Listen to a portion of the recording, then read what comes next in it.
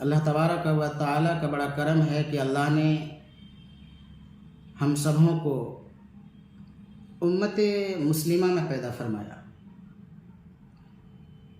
یہ بہت ہی فخر اور بہت ہی شرف اور کرامت کی بات ہے امت مسلمہ میں پیدا ہونا۔ اللہ تبارک و تعالیٰ بے شمار انبیاء کرام دنیا میں بھیجے،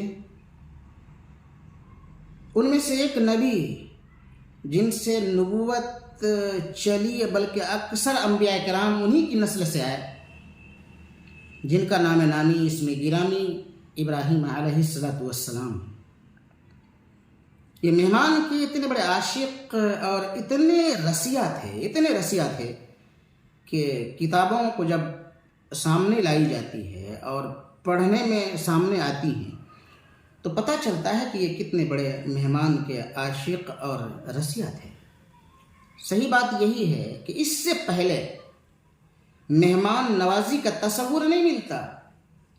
حضرت ابراہیم علیہ السلام کے زمانے سے مہمان نوازی کا تصور بہت زیادہ نکھر کر سامنے آتی ہے۔ تو مہمان نوازی کے طور پر ایک واقعہ یاد آیا، اس واقعہ سے ان کی مہمان نوازی سمجھی جا سکتی ہے کہ کتنے بڑے مہمان نواز تھے۔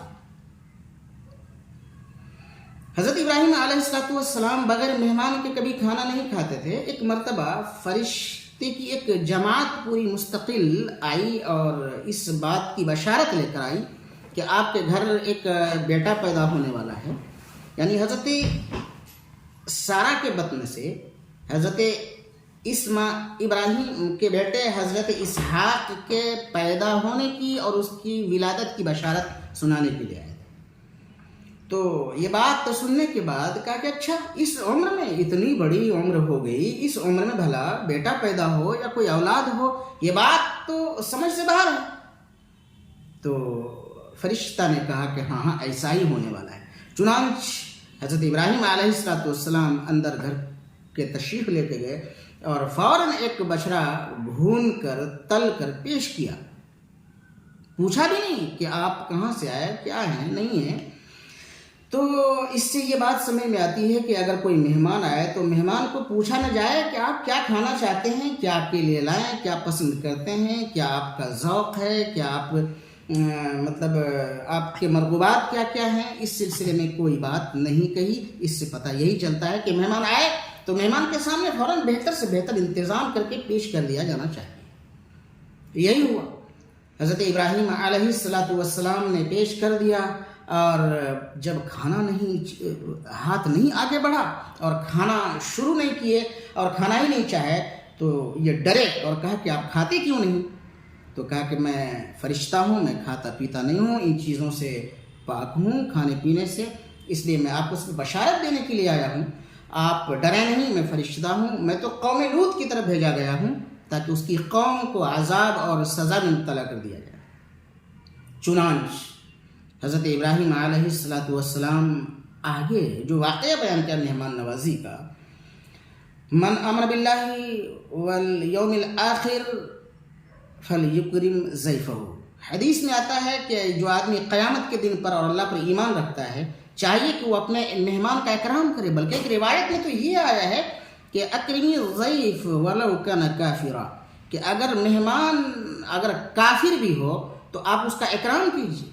جب کافر مہمان کے اکرام کی بات کہی جاتی ہے تو ظاہر بات ہے کہ جہاں مومن مہمان ہو تو پھر اس کی کیا بات ہو سکتی ہے، اس کا تو عجیب اس کی شان ہوگی، اس کا نرالا شان ہوگا، اس کی شان ہی نرالی ہوگی۔ مطلب یہ ہے کہ مہمان نوازی سمجھ میں آتی ہے کہ مہمان نوازی کتنی بڑی چیز ہے، اور بھی چونکہ اس کو اس حوالے سے بیان کیا جاتا ہے جس دن کے حق ہو جائے گا اور باطل باطل ہو جائے گا، یعنی حق اور باطل کے میں جو فرق کیا جائے گا وہ قیامت کا دن ہے، اور قیامت کے دن پر جو ایمان رکھتا ہے اور پھر اللہ پر ایمان رکھتا ہے، اس حوالے سے بات کی گئی ہے کہ اس دن پر جو ایمان رکھتا ہے اور اپنے رب پر ایمان رکھتا ہے تو چاہیے کہ اپنے مہمان کا اکرام کرے۔ چنانچہ ایک مرتبہ حضرت ابراہیم علیہ السلام کے گھر مہمان کچھ دنوں سے نہیں آئے تھے تو اندر سے بہت ہی پریشان تھے۔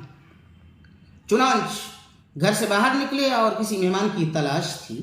مہمان کو تلاشتے دور نکلے اور دیکھا کہ نہیں، ایک کمزور نحیف لاغر بوڑھا چل رہا ہے، اور اس کو کہا کہ چلو بھائی میرے ساتھ بیٹھ کر میرے دسترخوان پر کھانا کھاؤ۔